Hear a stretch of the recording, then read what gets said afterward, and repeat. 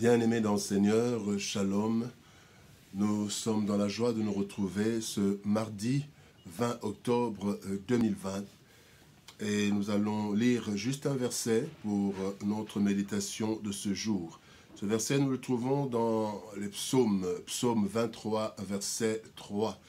Le psaume 23, verset 3 dit ceci: « Il restaure mon âme. Il me conduit dans les sentiers de la justice à cause de son nom. » Bien-aimés dans le Seigneur, ce matin, notre thème, c'est l'Éternel, mon restaurateur. Bien-aimés, l'Éternel, mon restaurateur.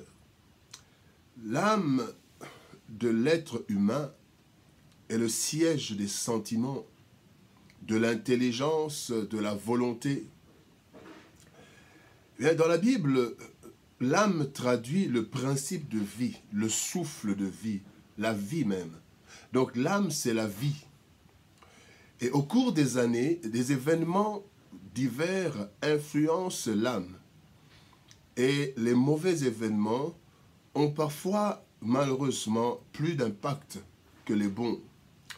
Après un temps de vie, l'âme est affectée et l'âme est fatiguée. Il s'ensuit plusieurs réactions.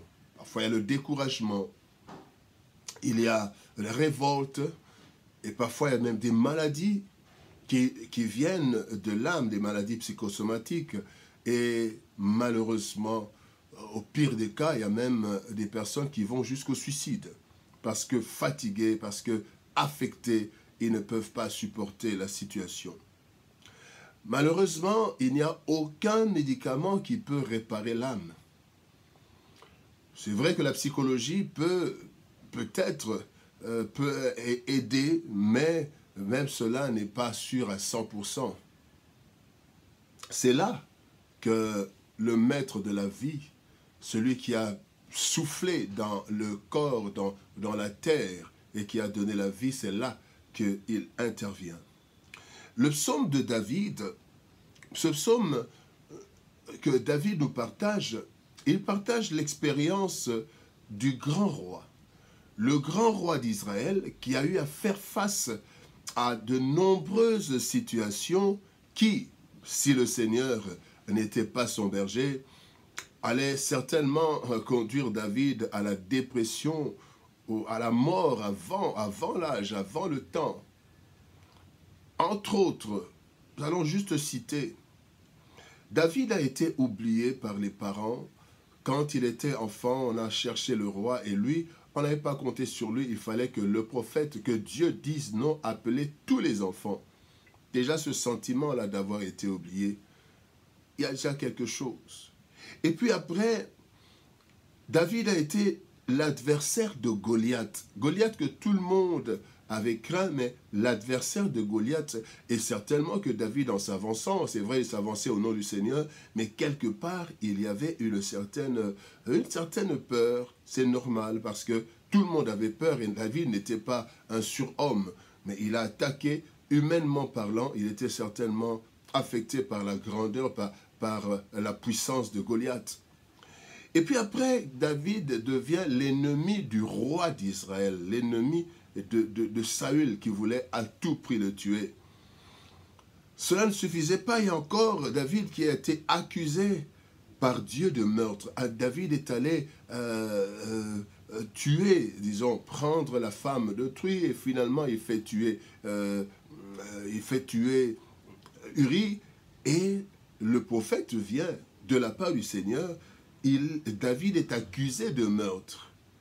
Voilà encore un autre événement. Et ensuite, il a été pourchassé par son propre fils, Absalom, en complicité avec ses meilleurs collaborateurs. Et j'en passe. Il y a plusieurs événements, certainement, que la Bible ne nous donne pas. Alors, devant tout cela, David devait avoir l'âme abattue. Mais David est resté au trône serein jusqu'à sa mort, à la mort par vieillesse. Bien-aimés, quel était le secret? Et qu'est-ce qui nous restaure? Qu'est-ce qui peut nous restaurer? Et qui était le secret de David, qui a dit: l'Éternel restaure mon âme. Bien-aimé, le premier secret, la première chose, c'est l'appel de Dieu. Bien-aimé, le choix de Dieu fait que Dieu restaure l'âme de ses oints, l'âme de ses choisis. Dans 1 Samuel chapitre 13, verset 14, la Bible dit « Et maintenant, ton règne ne durera point. » Ça, c'est à Saül qu'on dit, le Dieu dit à Saül, « Ton règne ne durera point, l'Éternel s'est choisi un homme selon son cœur. Et l'Éternel l'a destiné à être chef pour son peuple. » Donc, avant même, quand David a été choisi, il y avait déjà la main de Dieu. Avant même que David ne sache qu'il était roi, mais le fait qu'il soit choisi, il était dans les grâces de Dieu.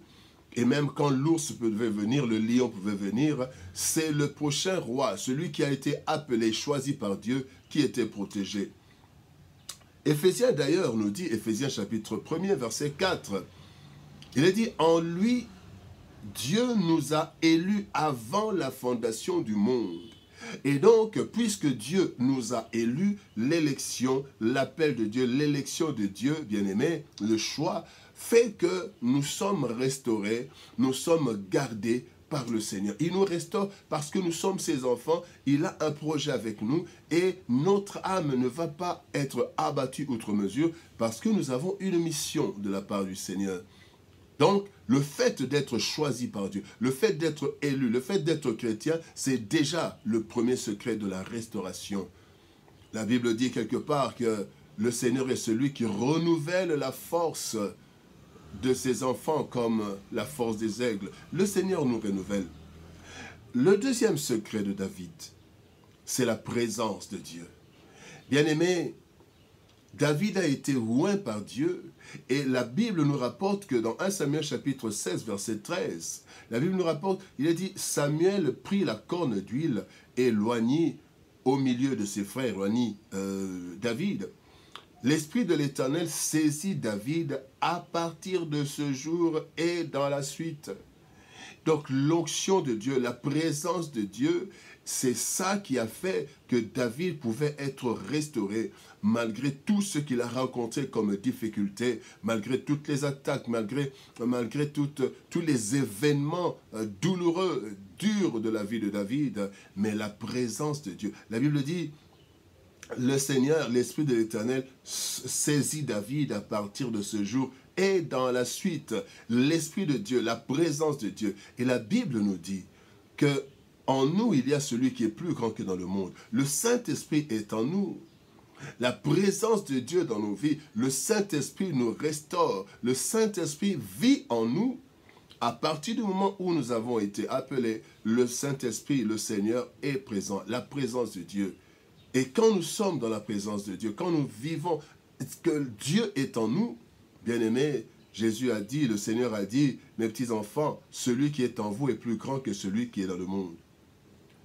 Le troisième secret, c'est l'adoration. L'adoration de David. David était un adorateur. D'ailleurs, il a été appelé pour la première fois à adorer l'Éternel afin que les esprits méchants qui étaient en Saül puissent fuir, puissent partir. Et donc, David était un adorateur. L'intimité avec Dieu, la troisième chose, c'est l'intimité avec Dieu. Dieu est présent, mais l'intimité nous fait entrer encore dans d'autres sphères. Psaume 18, versets 2 à 4.